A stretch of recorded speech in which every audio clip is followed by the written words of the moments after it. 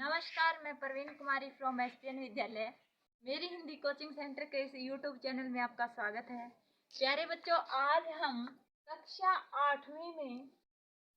आठवीं की हिंदी वसंत में जो पहली कविता है, हमारी पहला पाठ है कविता ध्वनि, वो करने जा रहे हैं।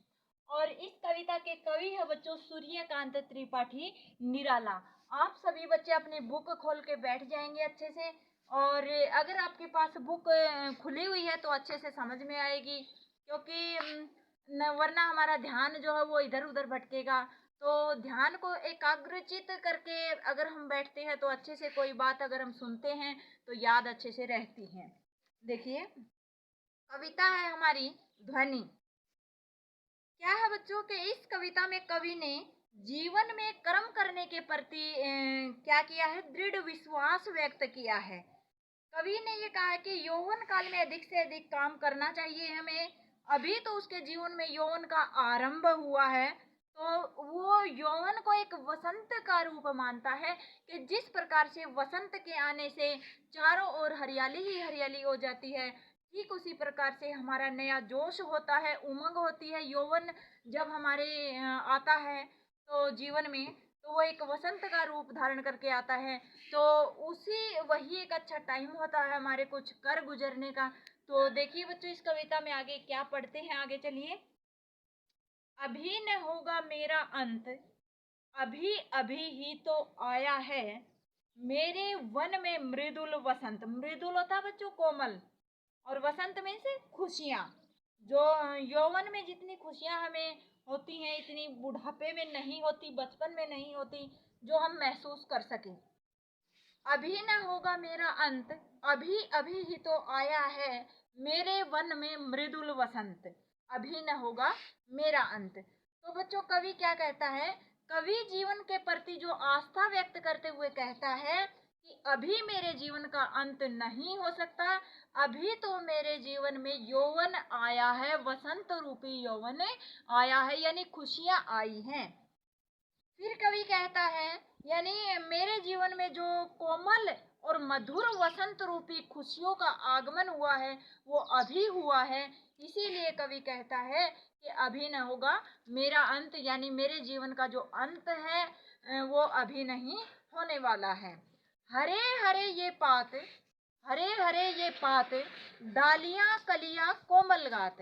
देखिए बच्चों, कवि क्या कहता है? कवि कहता है कि जिस प्रकार से वसंत के आने पर वृक्षों पर नए नए पत्ते उग जाते हैं, हरे हरे ये पात, जिस प्रकार से पत्ते हरे हरे कोमल पत्ते उगाते हैं वृक्षों पर, और क्या होता है, डालियां कलियां कोमल गात, और उन पर कोमल और मधुर जो कलियां आ जाती है और टहनियां आ जाती है, कच्ची कच्ची टहनियां आ जाती हैं, मैं ही अपना स्वप्न मृदुल कर, उसी प्रकार मेरे जीवन में भी, मेरे जीवन रूपी वन में भी अभी अभी यौवन रूपी वसंत का आगमन हुआ है, यानी खुशियां अभी आई हैं। और फिर क्या कहता है?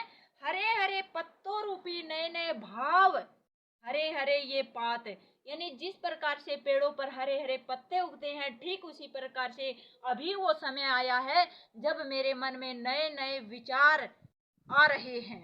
डालियां कलियां कोमल गात, इसका मतलब क्या है कि कोमल टहनियों रूपी जो प्रेरणाएं होती हैं और कोमल जो कलियां होती है वो आशाओं का रूप में अभी मेरे जीवन में आया है।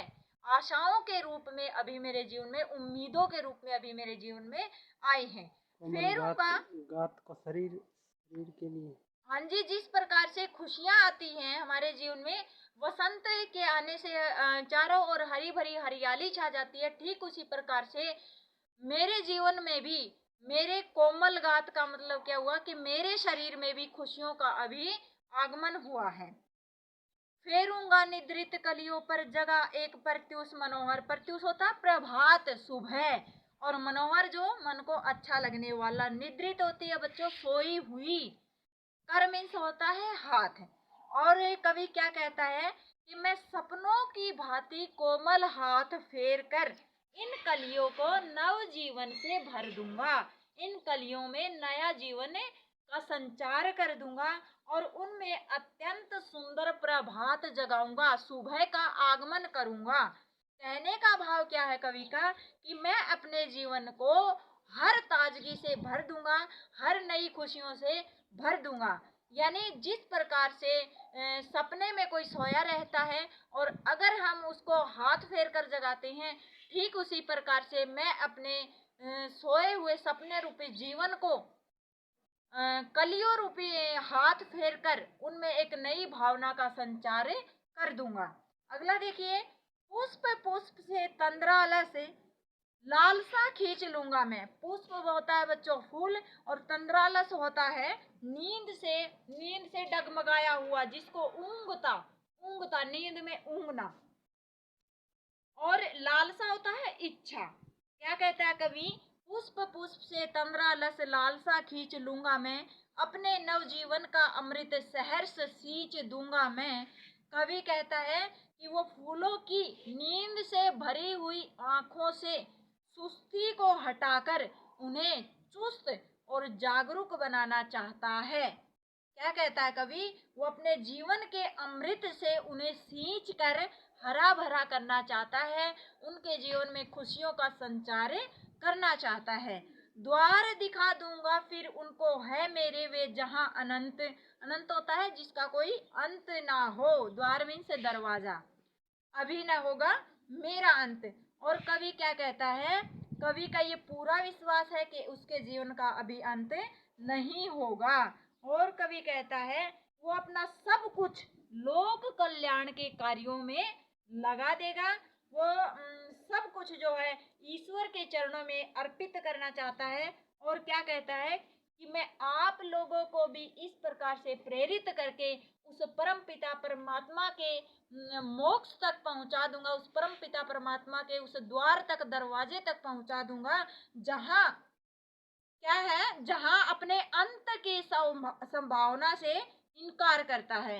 इसीलिए कवि अपने अंत की संभावना से इनकार करता है। इसका मतलब क्या हुआ, कवि कहता है कि उसका अंत अभी नहीं होगा। इनकार करने का मतलब यहाँ ये नहीं है कि वो ये कह रहा है कि उसका अंत होगा ही नहीं। कवि का कहने का मतलब होगा, लेकिन अभी नहीं होगा, क्योंकि अभी उसके जीवन में यौवन रूपी जो वसंत आया है, जो खुशियां आई है, तो उनको वो बड़े अच्छे से इस संसार में फैलाना चाहता है। इस संसार के लोगों को जीवन में दृढ़ निश्चय करके किसी काम को करने के लिए प्रेरित करता है।